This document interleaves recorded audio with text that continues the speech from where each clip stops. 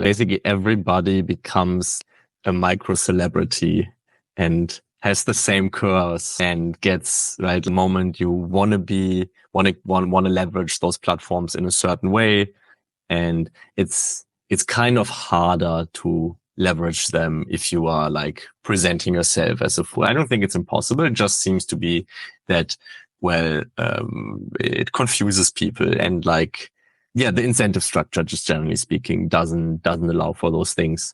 I would love to see, like this change in a way, in one way or the other, where we can kind of reward people for being full human beings instead of just, avatars or just like these, compressed versions of themselves.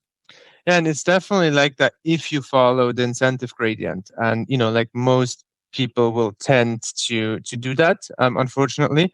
And that's so it's definitely an interesting inquiry of how could we design platforms that don't optimize for that, but that reward different behavior.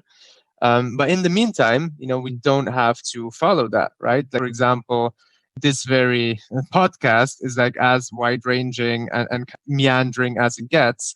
So while that may be like a bad marketing strategy, well, it's definitely feels more meaningful to me at least. And these are conversations I would enjoy having anyway.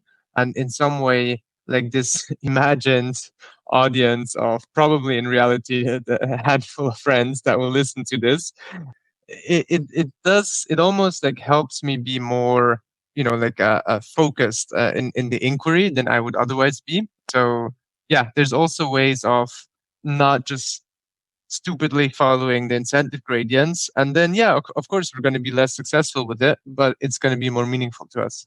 Yeah, it's interesting. And who knows? Like, I'm going to be curious if we get more than 3 friends. Maybe once we get to 9 friends listening, maybe we feel some pressures of these things. And it would be interesting to revisit this and just look back. But yeah, I agree with this. Like, I like the don't follow the incentive gradient. Fuck the incentive gradient.